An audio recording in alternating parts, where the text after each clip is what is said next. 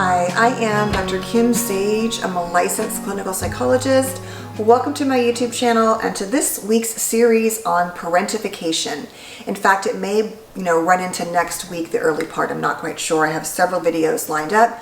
I'm trying to keep them short and sweet and able to sort of create bite-sized information nuggets for you that you can hopefully find ways to apply to your life and relationships and healing.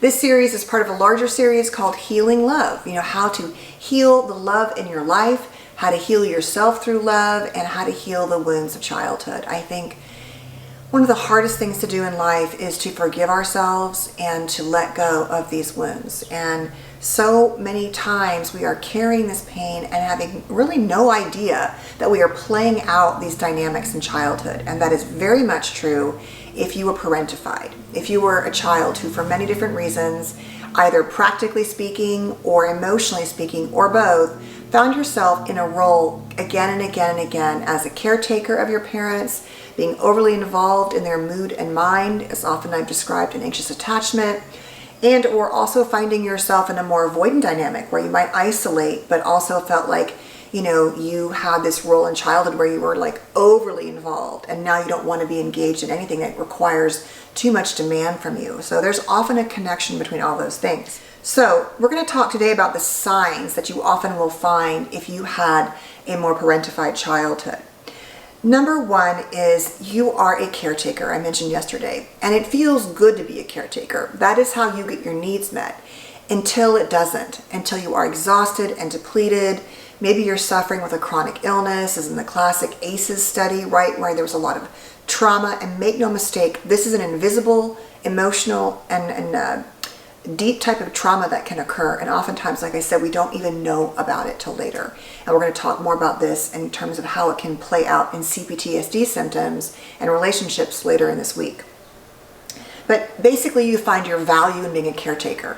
And secondly, you tend to neglect your own needs, your own health, your own boundaries, your own requests, and you're just really good at this neglect of yourself. And oftentimes you don't even realize it or stop until there's been a significant impact in your life, exactly like a health issue or something like that. The third thing is you're often very hypervigilant. You have really learned to pay attention to what everyone else is doing and needing and how they're shifting emotionally. And that is how you stay oftentimes very anxious, very hyper aware and aroused because you are so hypervigilant in terms of making sure that everyone else has their needs met, or that you have to be the one that, maybe you were the one that helped parents when they were fighting. And so the minute you noticed your mom's voice shift or your dad's sigh, you knew a fight was coming. So you would jump in no matter what you were doing. You were doing homework, you were with your friends, and you would try to diffuse the argument, prevent the argument, and stop the argument, something like that. Or a parent had a really emotional roller coaster kind of needs, and you knew when they came home, if they were in an emotionally bad place, that they would unload on your siblings. And so you would put yourself in the way of things to try to protect your siblings and try to make that parent okay and calm and soothe them. But meanwhile, you were like 12, right? Something like that, or 15. Or even younger. The fourth thing is often not trusting people at your core. Deep inside in relationships, you just feel like people are not trustworthy because eventually they will ask too much from you, and you've learned that firsthand. You often are overly responsible and you often isolate. And why you isolate is because you feel overwhelmed by people and the world and experiences. And so there's just this thing where to self-regulate, kind of going back to more avoidant attachment, that is how you deal with your feelings. Maybe, like I said in the example, after you wouldn't help the parents with their fight, that was so triggering to your nervous system that you would then go play alone in your room for hours. Or just listening to them fight, that is also often a huge trigger.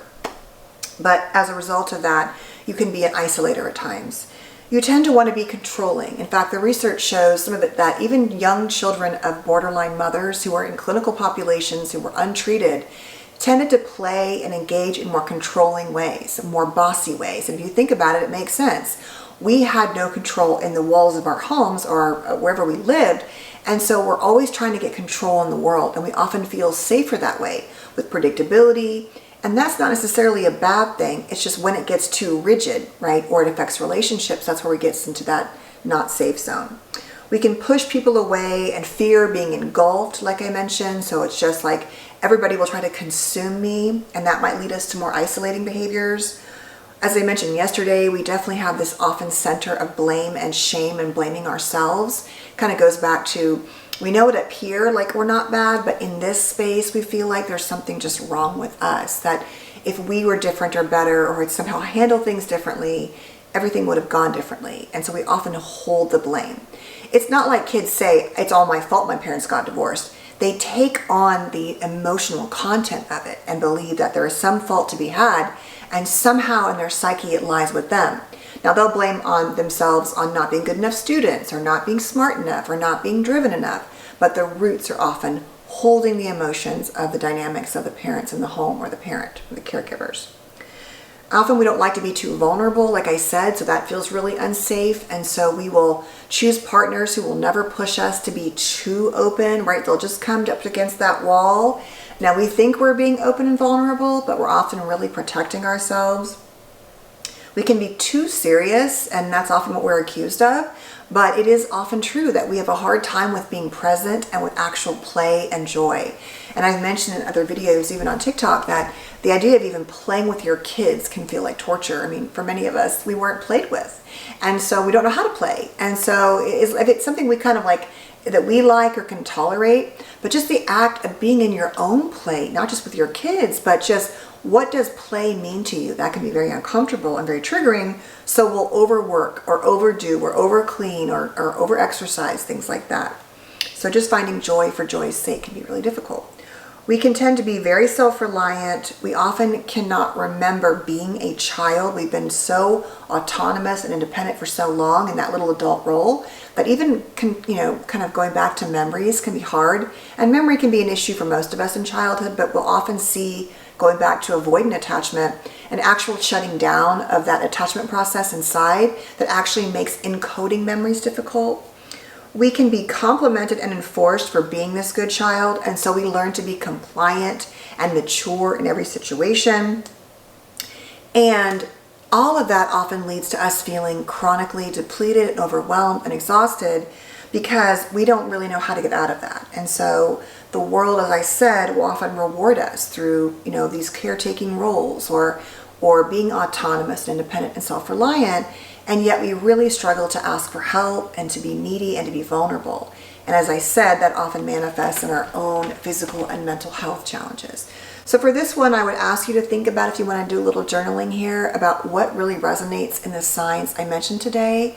Make some notes and highlight the ones that you've noticed. And we'll talk more about how those play out in the next video, which is about the types of parentification and going into some of the situations and how that starts to play out in terms of potentially an invisible trauma in your life. So thanks for watching. Please check out my online courses down below. Here's an example of the PDF of the workbook. If you were raised by borderline or narcissistic parents, or really emotionally immature parents, you're not really sure what was going on there. My other course is called Remothered. It's about loving and rehealing and reparenting that little child and the adult inside, and also a free course on helping you identify some things and some patterns that may have happened to you in your childhood. So I hope you find this helpful. Thank you so much for being here. Please stay safe and well, and I'll see you tomorrow.